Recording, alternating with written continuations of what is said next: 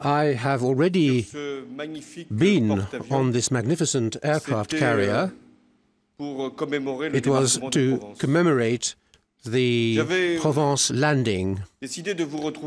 I had decided to come back to give you my New Year message to the armed forces. I am speaking to you in exceptional circumstances, a challenge which has been thrown down at our country. We have been the victims of a terrorist attack on our own land, on our own soil. 17 persons were killed by the terrorists. Journalists, because they were journalists, police officers, because they were police officers, and Jews, because they were Jewish. I would like once again to pay tribute to those victims, and I would like to express my deep gratitude and my compassion to their close to their loved ones for the dignity they have shown. In the face of this challenge, the French people have responded as appropriate. The French people have responded by showing great solidarity, fraternity, and unity, which makes us all feel proud and admire, and has also elicited the admiration of the whole of the world. I would also like to pay tribute to the exemplary behavior of the law enforcement organizations, the police and the gendarmerie, who courageously and in a very professional way neutralized the terrorists and on a day-to-day basis ensure the security of our fellow citizens.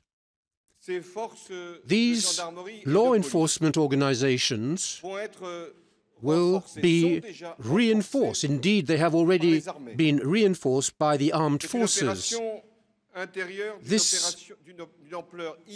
This is an unprecedented operation on an unprecedented scale. The Vigipirate alert plan has been raised to the highest level ever.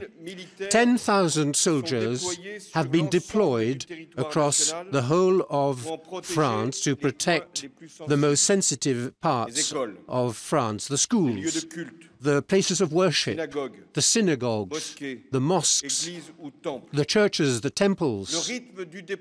The pace of this deployment is itself completely unique and unprecedented. In less than 3 days, we went from 1,000 soldiers, which was the level on Monday, when I took the decision, to 10,500 troops, which will be reached this evening.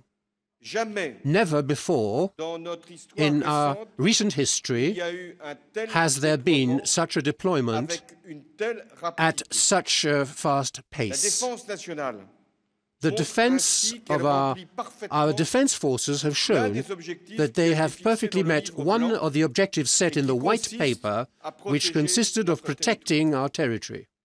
The capacity, the ability of our armed forces is such as to allow us rapidly, within a few days, to fulfill the mission of protecting our fellow citizens without the army being confused, of course, with the police and the gendarmerie.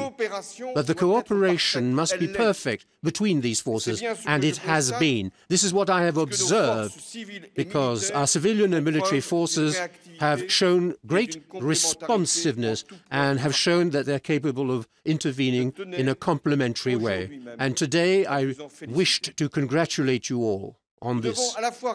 We need to meet the requirements we need to defend ourselves from attacks from inside France. This is what happened during the terrible 3 days last Wednesday, Thursday and Friday.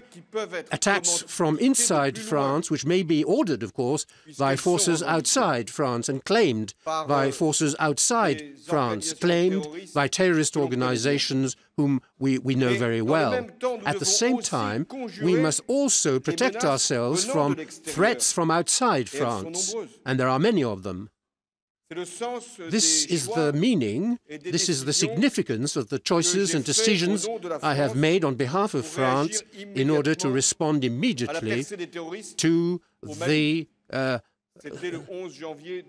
attack of the terrorists in January 2013 in Mali. And it was also the decision I made to take part in the coalition to fight against IS, the state of the Islamic State, last summer in Iraq. At the same time,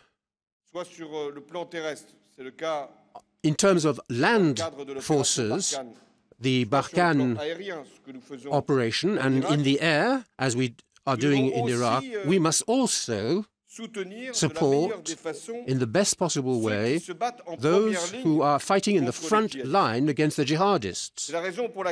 This is the reason why we have delivered military equipment to the Kurds in Iraq, and this is why we are also supporting the opposition forces in Syria who are fighting against the Islamic State, IS. But I continue to regret that the international community did not intervene at the appropriate time to put an end to the massacres in Syria and to prevent the extremists from gaining ground in Syria. Notably, in particular, at the end of August 2013 and at the beginning of September 2013, the international community should have intervened in Syria. France was ready, France was prepared, orders had been issued and resources had been mobilized, and yet another course of action was preferred by the international community. And today we can see the consequences of this. The fight against terrorism is a question of time. We have to, if we wait and see is not the right approach, and precipitation is not the right approach. We cannot intervene everywhere. We are asked to intervene in many different places because there are so many threats, so many dangers, in Libya, in Nigeria. But France cannot and does not want to intervene everywhere and participate in any action, in any operation which has not been approved by the United Nations. France doesn't want to act alone and in a hasty, adventurous way, because the lives of our soldiers are at stake. So we also act from a political point of view, politically, to find the right conditions to encourage the international community to settle these conflicts. Where we intervene, where we act, we must show our great determination. This week, the Charles de Gaulle aircraft carrier will be leaving its port and will be embarking on a mission. This departure of our aircraft carrier is a very significant commitment.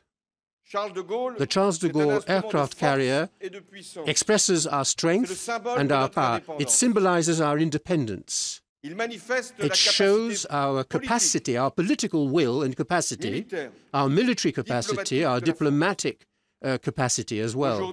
Today, the situation in the Middle East justifies the presence of our aircraft carrier.